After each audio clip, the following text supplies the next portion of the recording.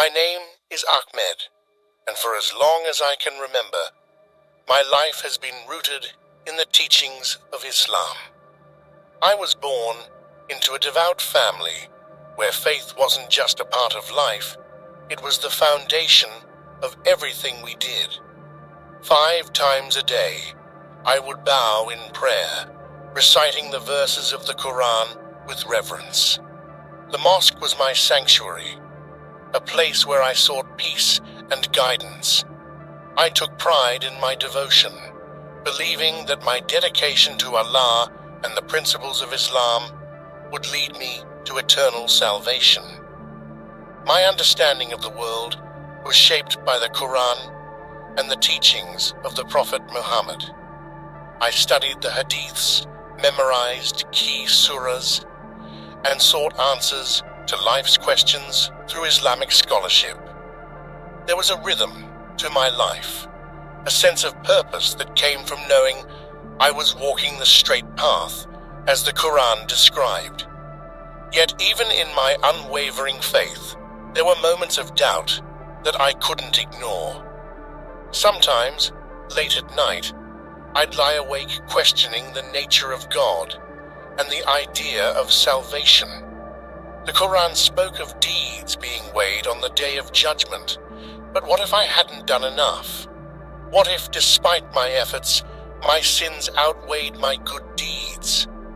These thoughts were fleeting, buried quickly by prayer and study, but they lingered in the back of my mind like a faint shadow. I had always respected other religions.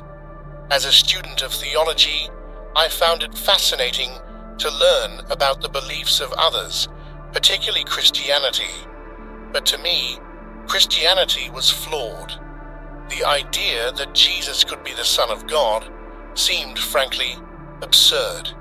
Jesus was a prophet, respected and revered, yes, but a man like all the other prophets.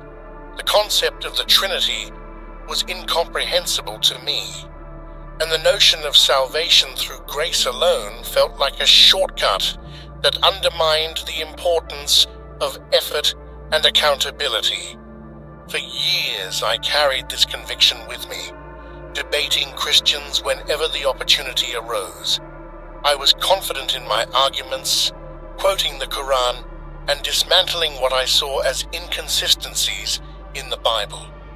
My faith felt unshakable, and I prided myself on defending Islam with clarity and logic. Yet beneath this certainty, the quiet doubts remained. It was during a trip to visit my family in another city that everything changed. The day had started like any other. I woke early for Fajr prayer, recited my usual supplications, and spent the morning discussing theology with my younger brother. As the afternoon wore on, I began to feel unwell, just a slight discomfort in my chest that I dismissed as nothing serious. By evening, the discomfort had turned into a sharp, stabbing pain that made it difficult to breathe. "Ahmed, we're going to the hospital," my brother said firmly, grabbing his keys. I protested, as I always did when it came to medical issues. "It's probably just indigestion. I'll be fine." But the pain didn't subside. By the time we arrived at the emergency room, I could barely stand. The doctors quickly assessed me and ran tests, their faces growing more serious with each passing minute. Within an hour, I was on a hospital bed, hooked up to machines, as they explained that I was experiencing a severe heart attack. My mind raced as I listened to their words. A heart attack? At my age? It didn't make sense. I had always taken care of myself, eating right, exercising, praying regularly. How could this be happening to me? As the doctors worked to stabilize me, I felt a wave of fear unlike anything I had ever known. I thought of my family, my life, and the prayers I had yet to offer. Was this how it was going to end? Was I about to meet my Creator, unprepared and uncertain? The room began to blur, the voices of the medical staff fading into the background. My chest felt like it was being crushed, and each breath grew more labored than the last. I closed my eyes, whispering the Shahada, the declaration of faith, over and over, desperate to cling to the one thing I had always believed would save me. La ilaha illallah, Muhammadur Rasulullah. Darkness enveloped me, and for a moment there was nothing. No pain, no sound, no light, just silence. But deep within that silence, I felt an overwhelming sense that this wasn't the end. Something, someone, was waiting for me. And then, the darkness shifted. My world faded completely, leaving behind the faintest trace of anticipation, as though I was standing on the edge of a vast, unknown journey. I had no idea what was about to unfold, but I knew one thing for certain. My life was about to change forever. When I opened my eyes, or at least I thought I did, I wasn't in my body anymore. It was the strangest sensation, like floating, but with no sense of weight. I looked down and saw myself lying there on the hospital bed, surrounded by doctors and nurses working frantically. My chest rose and fell shallowly, the machines beeping erratically. My brother stood nearby, his face pale and filled with worry, his hands gripping the edge of a chair so tightly his knuckles turned white. I should have felt panic, but I didn't. Instead, I was strangely calm, as if I were watching a scene from a movie. I tried to speak, to call out to my brother, to tell him I was still here, but no sound came from my mouth. In fact, I wasn't sure I even had a mouth in this form. I wasn't in pain anymore, but I also felt an odd detachment, like I was tethered to a different reality, observing everything but unable to interact. What is happening? I thought, my mind racing. Am I dead? The thought sent a chill through me. My faith had taught me that after death, the soul is judged, its deeds weighed, and its fate decided. But this wasn't what I had imagined. There were no angels, no familiar scenes of judgment. Just me, floating above my own body, caught between confusion and an eerie stillness. And then I noticed it. A light. It wasn't like any light I had ever seen.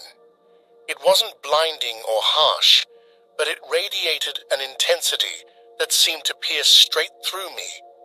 It pulsed softly, growing brighter with each passing moment, as though it were alive. The light wasn't coming from the hospital room. It was somewhere beyond, distant yet incredibly close. I felt its pull immediately, an irresistible draw that seemed to reach deep into the core of whatever I was now. I hesitated, unsure of what to do. Every instinct told me to resist, to stay rooted to the reality I knew. But the light had a magnetism that was impossible to ignore. It wasn't just a visual phenomenon. It was a presence. It seemed to call to me, not with words, but with a feeling so profound I couldn't put it into context. The room around me began to fade. The sounds of the monitors, the voices of the doctors, even the sight of my brother. It all started to dissolve, replaced by a vast, all-encompassing brightness. I felt as though I were being pulled through a tunnel, the light growing closer and closer. At first, I tried to resist, but I quickly realized it was futile. The pull wasn't forceful or violent. It was gentle, yet utterly undeniable. As I moved toward the light, I began to feel something new. Warmth. Not the kind of warmth you get from sitting in the sun, but a deep, soul-penetrating warmth that seemed to fill every part of me. It was soothing, yet it carried an undercurrent of power that left me in awe. The light wasn't just something to be seen. It was something to be felt, something alive. What is this? I asked myself, though the question felt insignificant in the presence of the light. Where am I going? A part of me felt trepidation, a fear of the unknown that gripped my mind. I had been taught all my life to believe in certain things, to trust in the Quran and the teachings of Islam. This wasn't part of any scripture I had studied. The light didn't fit into my understanding of what was supposed to happen after death, and that scared me. But there was another part of me, one that couldn't deny the pull of the light. It wasn't just calling to me, it was inviting me. And deep down, I knew this was no ordinary experience. This was something divine, something that would shatter everything I thought I knew. I moved closer, and the warmth grew stronger. The light seemed to envelop me, and for the first time, I felt something else. Peace. It was unlike anything I had ever experienced, even in my most fervent prayers, or moments of clarity during meditation. It was complete, all-encompassing, as though every worry, every doubt, every fear had been stripped away. Yet as peaceful as it was, I couldn't shake the feeling that something profound was about to happen. This wasn't just an experience, it was a moment of reckoning, a turning point in my very existence. The light wasn't just a destination, it was a doorway, and I was about to step through. I hesitated for a brief moment, hovering at the edge of the light. I felt unworthy, unprepared. What lay beyond? What was waiting for me? But the light seemed to answer my unspoken questions with its presence, reassuring me without words. With a deep breath, or what felt like one, I stepped into the light. And in that moment, I knew that everything was about to change. As I stepped fully into the light, everything around me transformed. The warmth I had felt before now wrapped around me completely, filling me with a sense of peace that was both overwhelming and humbling. The brightness was no longer just light, it was alive, vibrant, and pulsating with power. I felt as though I was standing in the presence of something infinitely greater than myself, something beyond comprehension. And then I saw him. At first, it was difficult to make sense of what I was seeing. A figure emerged from the brilliance of the light, radiating a presence so powerful and majestic that I was immediately struck by a profound sense of awe. He stepped closer, and as he did, I felt waves of love and compassion washing over me. It wasn't just an emotion, it was as though the very essence of love was emanating from him, surrounding and filling me. Who are you? I managed to ask, though the words felt small and inadequate in the enormity of the moment. He looked at me with eyes that seemed to see straight through me, into my heart, my soul, and every hidden corner of my being. His gaze was not condemning, but deeply understanding, as though he knew everything about me, yet still loved me completely. "I am Jesus," he said. The words hit me like a thunderbolt. Jesus? My mind raced, trying to process what was happening. As a Muslim, I had always believed in Jesus as a prophet, a great prophet even, but nothing more. The idea that he could be the Son of God was something I had dismissed outright, something I had debated against countless times. And yet, here he was, standing before me, more real than anything I had ever experienced. "That's not possible," I whispered, more to myself than to him. "You're just a prophet. How can this be?" Jesus smiled, a smile filled with patience and kindness. "You have many questions, Ahmed," he said, "and I am here to help you find the answers." I wanted to speak, to argue, to make sense of what I was seeing. But before I could, the world around us began to shift. Scenes appeared in the light, vivid and full of life, as though I were being transported to another time and place. The first scene was familiar, stories from the Quran about Jesus. I saw him healing the sick, giving sight to the blind, and even raising the dead. These were miracles I had always accepted as truth, but now, seeing them with my own eyes, they carried a weight I couldn't ignore. The compassion in his touch, the authority in his words, it was unlike anything I had ever imagined. Then the scenes began to change. I saw moments I recognized not from the Quran, but from the Bible, moments I had dismissed before. I saw Jesus at the Last Supper, speaking to his disciples with a love that transcended human understanding. I saw him praying in the garden, his anguish palpable as he prepared to sacrifice himself. And then I saw the crucifixion. I wanted to look away, but I couldn't. I saw the nails, the crown of thorns, the pain etched into his face. But even in that agony, there was something else, a strength, a purpose. This wasn't just suffering, it was an act of unparalleled love. "Why?" I asked, my voice trembling. "Why did you do this?" "For you," he said simply. "For all of you." The words pierced through me.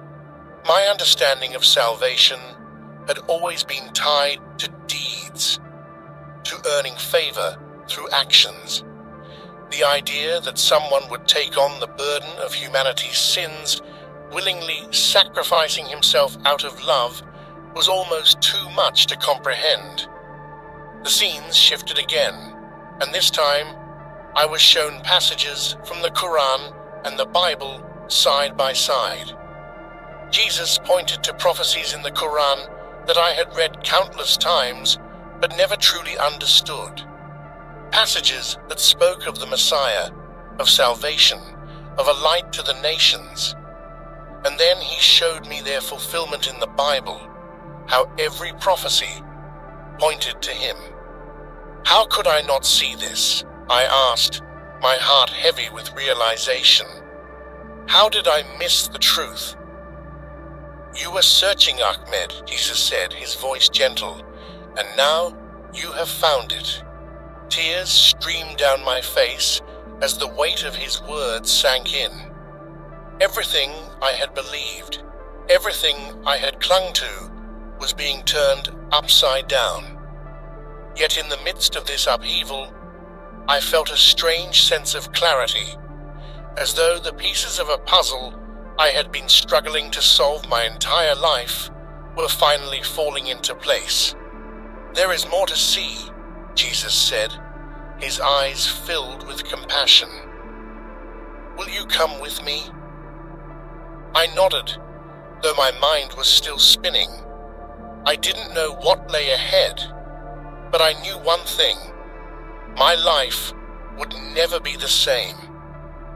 As Jesus extended his hand toward me, the world around us shifted once again. The light seemed to expand, enveloping everything, and I felt a sudden weightlessness, as though I was being carried to a new realm. I wasn't afraid, I trusted him, though I still didn't fully understand what was happening or why. The first thing I saw was breathtaking.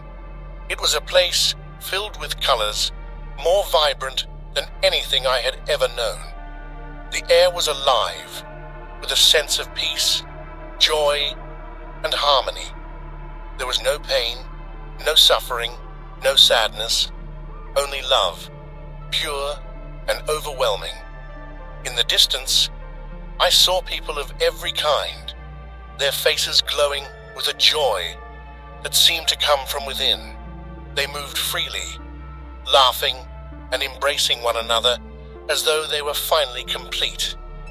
"This is heaven," Jesus said, his voice filled with warmth. "This is what it means to be united with God." I could barely speak. The beauty of it all was almost too much to bear. "It's perfect," I finally managed to say. "This is what I've prayed for, isn't it?" Jesus nodded. "It is the fulfillment of God's promise, but it is not earned by deeds alone. It is a gift given freely through faith." The words struck me like a thunderbolt. In my faith, everything was about balance, good deeds outweighing bad, prayers offered at the right times, fasting observed correctly. But here Jesus was, telling me that it wasn't about earning salvation. It was about grace. "Grace?" I asked, my voice trembling with both confusion and hope. "What do you mean?" "Ahmed," Jesus said gently, "no one can earn perfection. No one can live without sin, no matter how much they try. God's love is not something to be earned. It is something to be accepted. That is why I gave my life, for you, for everyone, so that through me, you could be free." His words shook the foundation of everything I had believed. My life had been built on striving, on doing enough to be worthy in the eyes of God. But here, in this place of perfect peace, I was being told that it wasn't about being worthy. It was about trusting in him. Before I could fully process what he was saying, the scene shifted. The warmth and light faded, replaced by a cold, oppressive darkness. I felt the change immediately, like a weight pressing down on my chest. The air was thick and heavy, and in the distance, I heard faint cries, anguished, desperate, and hopeless. "This is hell," Jesus said, his tone sorrowful. "This is separation from God." I didn't want to see it, but the vision grew clearer. I saw figures moving in the shadows, their faces contorted in pain and regret. They reached out as though searching for something, someone, but there was no answer. The sense of despair was overwhelming, and it pierced me to my very soul. "Why?" I whispered, my voice barely audible. "Why do they suffer like this?" "They chose separation," Jesus said, his voice heavy with sorrow. "God's love is offered to everyone, but not everyone accepts it. Hell is not a place of God's wrath. It is the absence of his presence. It is the natural result of rejecting the gift of salvation." I couldn't look away. The suffering, the emptiness, it was more terrible than anything I had ever imagined. And yet, even in the midst of that darkness, I felt a deep sense of love radiating from Jesus. It was as though his heart ached for every soul that had chosen to turn away. "Do you understand now, Ahmed?" he asked, his eyes meeting mine. "The choices you make in life matter, not because of what you can earn, but because of the relationship you choose to have with God." Tears streamed down my face as his words sank in. I had spent my life striving, praying, fasting, and doing everything I could to be good enough. But here, in the presence of Jesus, I realized that all he wanted was my heart. "Ahmed," he said, his voice soft but firm, "will you accept my gift? Will you trust me to lead you to the Father?" I hesitated, not out of doubt, but out of the weight of the moment. Everything I had ever believed, everything I had ever lived for, was being called into question. But deep down, I knew the truth. I could feel it in every part of me. "Yes," I said finally, my voice breaking. "I trust you." The light around us grew brighter, warmer, and I felt a sense of peace, unlike anything I had ever known. It wasn't just peace, it was freedom. Freedom from fear, from striving, from the burden of trying to earn what could only be given. "There is more for you to do," Jesus said, his tone filled with purpose. "You must return and share what you have seen." "Return?" I asked, startled. "But I don't want to leave. I want to stay here, with you." He smiled, a smile that was both comforting and challenging. "Your time here is not yet finished. There are people who need to hear your story, Ahmed. They need to know the truth." The light began to shift again, and I felt a pull, as though I were being drawn back to the world I had left behind. I didn't want to go, but I knew I had to. Jesus had given me a purpose, and I couldn't ignore it. As the vision of heaven and hell faded, his final words echoed in my mind. "Go, Ahmed, share the truth. I will be with you always." When I opened my eyes, the harsh fluorescent lights of the hospital room replaced the radiance of the divine light I had just left. My chest burned with pain, and the sound of beeping machines filled the air. The sterile scent of antiseptic hit me, and I realized I was back in my body, back in the world I thought I had left behind. Voices echoed around me, filled with urgency and relief. "He's back," one of the doctors exclaimed. I blinked, my vision blurry, trying to focus on the figures moving around me.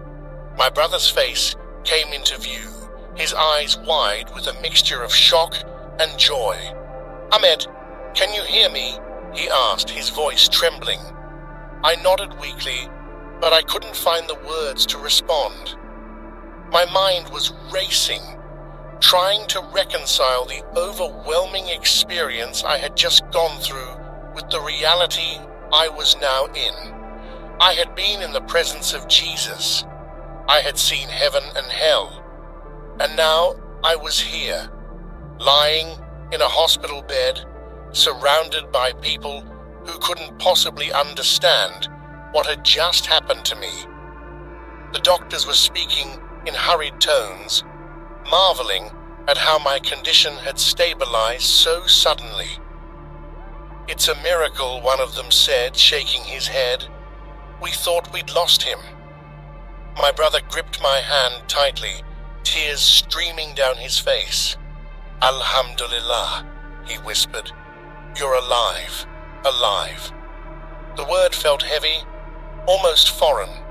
Just moments ago, or at least it felt like moments, I had been standing in a realm beyond anything this world could offer. I had seen the face of Jesus. I had heard his voice, felt his love, and accepted his call. And now, I was here again, in a body that felt foreign, in a world that suddenly seemed so small. For the first few hours I didn't speak much. My family stayed by my side, their relief evident in every glance and gesture. But inside, I was wrestling with a storm of emotions. What had I just experienced? How could I reconcile it with everything I had believed my entire life? Jesus wasn't just a prophet. That much was clear. He was so much more. But what did that mean for me? For my faith? For my family and my community? The weight of it all felt suffocating. Late that night, when the hospital was quiet and my family had gone home to rest, I stared at the ceiling, replaying every moment of the encounter in my mind. The light, the love, the visions of heaven and hell, and Jesus' words, they were all so vivid, so undeniable, yet I couldn't shake the fear. If I spoke about this, what would happen? My family had always been devout, proud of their heritage and beliefs. How could I tell them that everything we had believed might not be the full truth?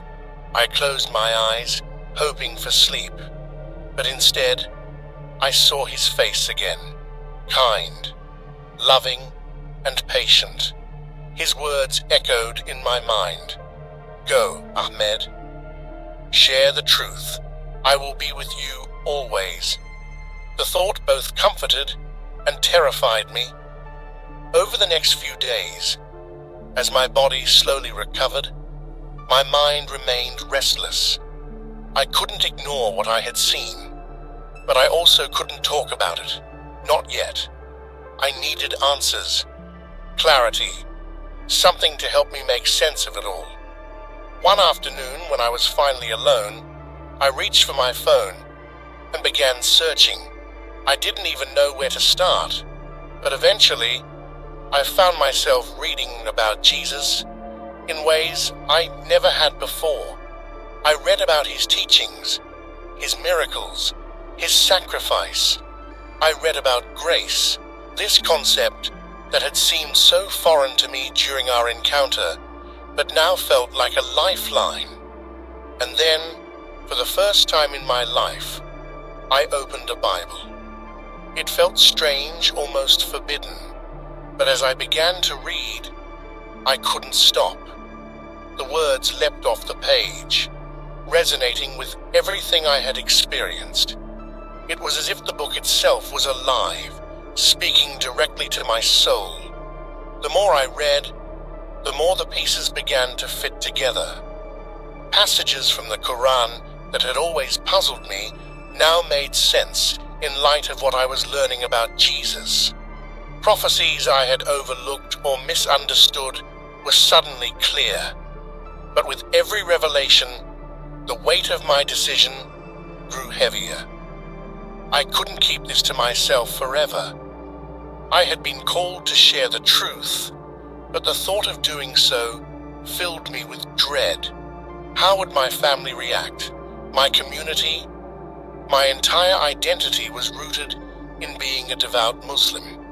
What would they think if I told them I had encountered Jesus and accepted him as the Son of God? One night, as I lay in bed, the burden became too much to bear. I couldn't do this alone. I needed to talk to someone I trusted, someone who might understand. My brother's face came to mind. We had always been close, and while I knew he might struggle to believe me, I also knew he loved me enough to listen. Taking a deep breath, I picked up my phone and dialed his number. When he answered, I could hear the concern in his voice. Ahmed, is everything okay?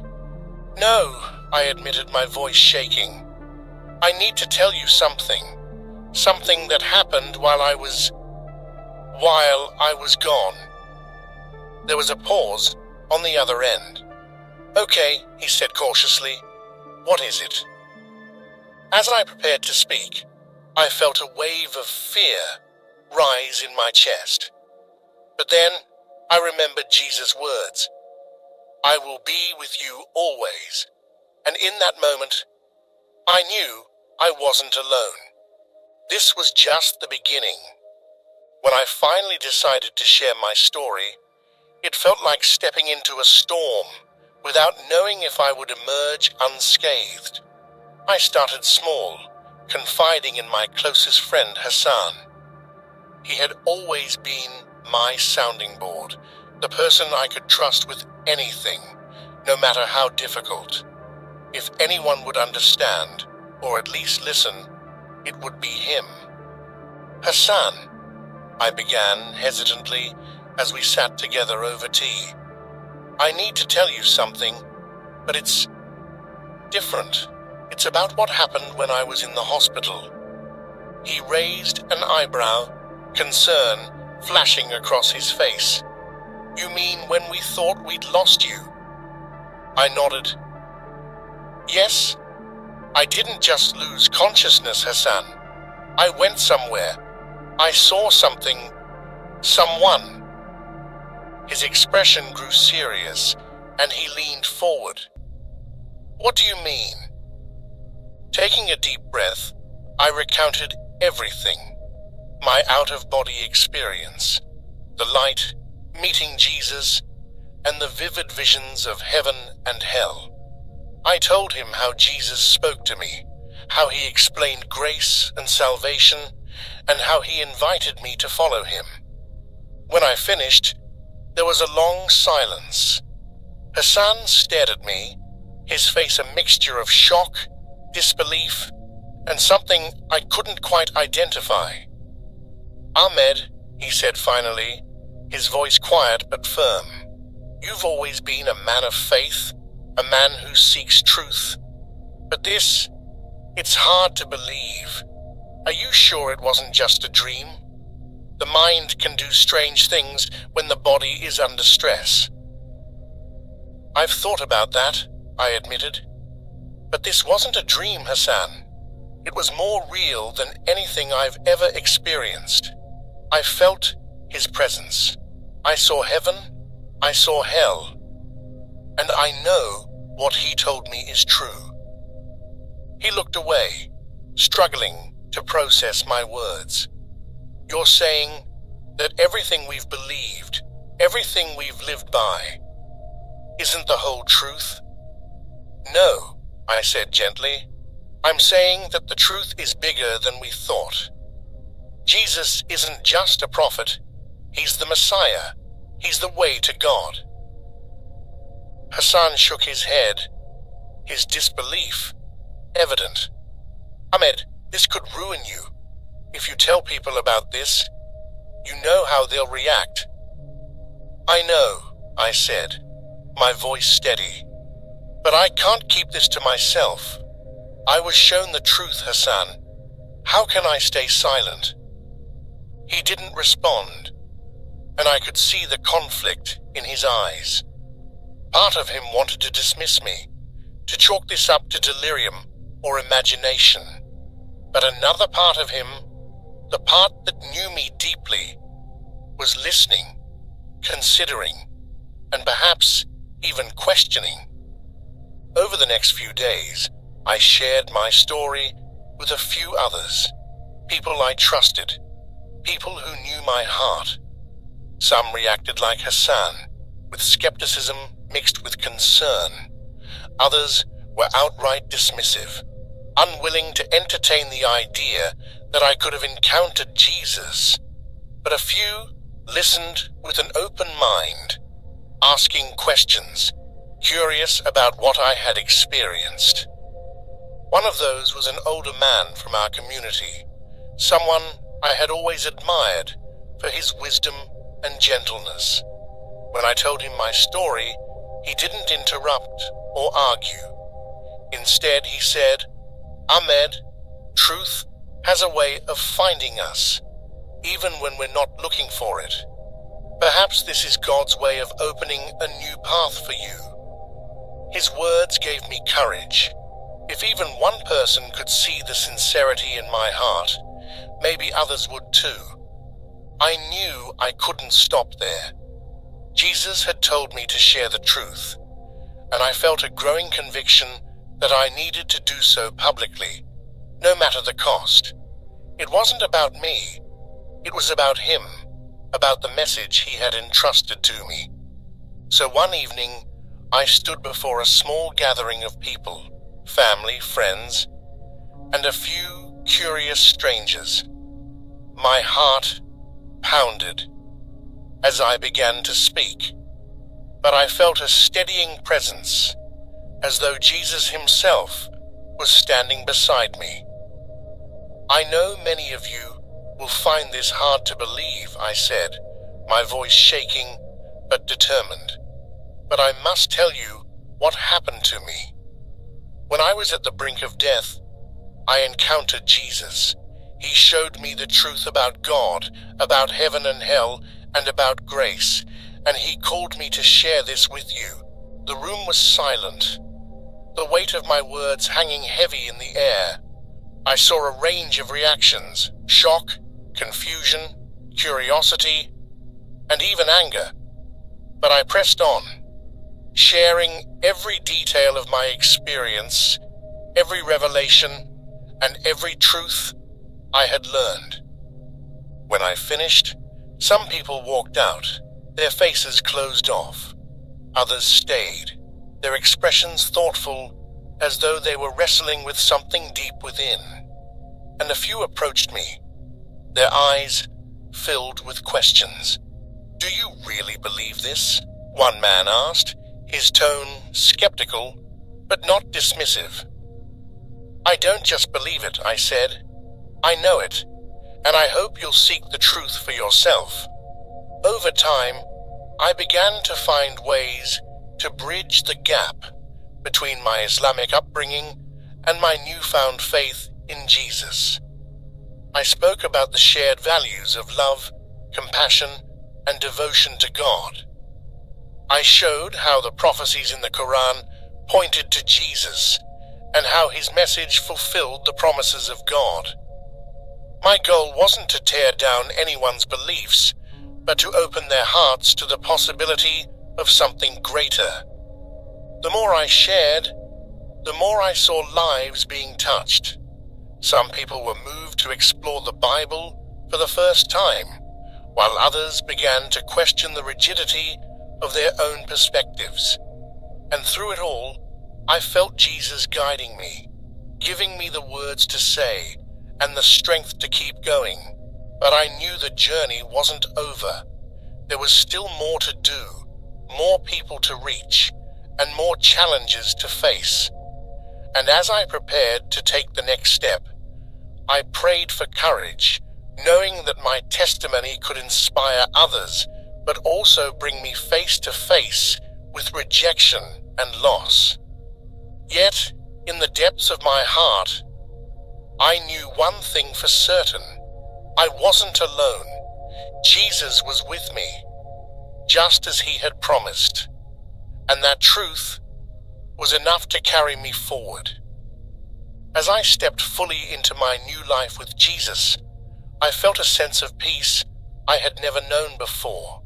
For so long, my faith had been about striving, praying the right way, fasting the right way, doing enough to tip the scales of righteousness in my favor. But now, I understood that it wasn't about what I could do. It was about what Jesus had already done. Accepting him as my Savior wasn't an easy decision, but it was the most freeing one I had ever made. For the first time, I felt complete. The weight of my doubts and fears had been lifted, replaced by a certainty that God's love wasn't something I had to earn. It was a gift. The journey that followed was both beautiful and challenging. I knew my testimony had the power to inspire, but it also had the potential to alienate. I began speaking publicly, sharing my experience with anyone willing to listen. I told them about the moment I met Jesus, the visions of heaven and hell, and the message of grace that had changed my life. At first, the responses were mixed. Some people were curious, asking thoughtful questions about my encounter and how it aligned with the teachings of both the Quran and the Bible. Others were skeptical, accusing me of being deceived or abandoning my faith. The hardest reactions came from those closest to me, my family. When I told my parents about my experience, their initial reaction was one of shock. "Ahmed, how could you say such things?" my father asked, his voice trembling with both anger and pain. "We raised you to honor our faith, to live by the teachings of Islam, and now you're saying that everything we've believed isn't enough." "It's not about rejecting what we've believed," I said gently. "It's about seeing it fulfilled. Jesus isn't just a prophet. He's the way to God. He showed me this himself." My mother's eyes filled with tears, and I could see the struggle in her heart.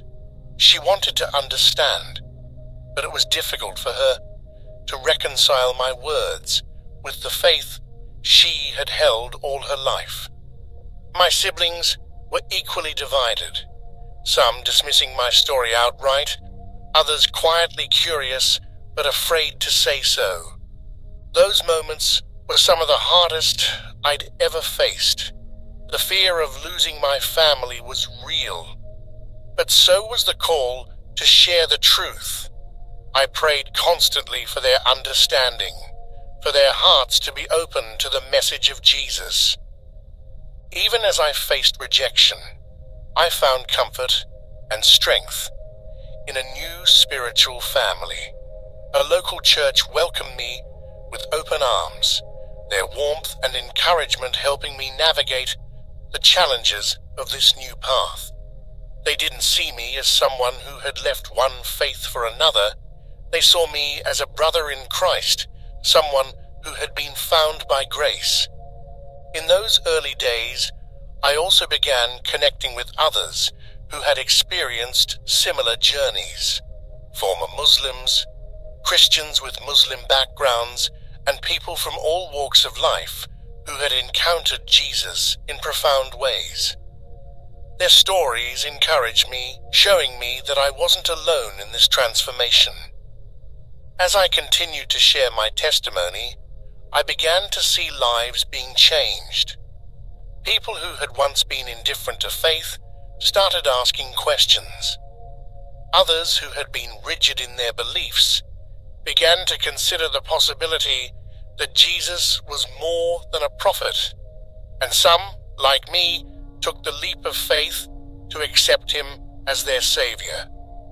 One of the most powerful moments came when my younger brother, who had initially dismissed my story, came to me late one night. "Ahmed," he said quietly, "I've been thinking about what you said, about Jesus, about grace. I don't know if I believe it yet, but I want to learn more." Tears filled my eyes as I hugged him. "That's all I ask," I said. "Seek the truth. Jesus will meet you there." As my journey continued, I found ways to use my unique background to build bridges between Islam and Christianity. I spoke about the shared values of love, devotion, and the pursuit of truth. I highlighted the prophecies and teachings in the Quran that pointed to Jesus as the Messiah, showing how the two faiths were connected in ways many had never considered. But I also made it clear that the message of Jesus went beyond religion. It was about relationship, a personal connection with God, made possible through his sacrifice. It was about grace, forgiveness, and love that surpassed anything I had ever known. Looking back, I see how God used every part of my life, my upbringing, my doubts, even my struggles, to prepare me for this mission. The journey hasn't been easy, but it's been worth it. Every rejection, every difficult conversation, every moment of doubt has been overshadowed by the joy of seeing lives transformed by the truth of Jesus. As I close this chapter of my story, I want to leave you with this. Seeking the truth takes courage. It means being willing to question everything you've known, to step into the unknown, and to trust that God will guide you. But I promise you this, it's worth it. If you've been touched by my story, if you've felt a stirring in your heart, I encourage you to seek Jesus. Open your heart to him, and he will meet you where you are. Thank you for listening to my journey. If you'd like to share your thoughts or ask for prayer, please leave your name in the comments below. And if you're curious to hear more stories like mine, check out the videos on your screen now. Each one is a testament to the power of faith, grace, and God's unending love.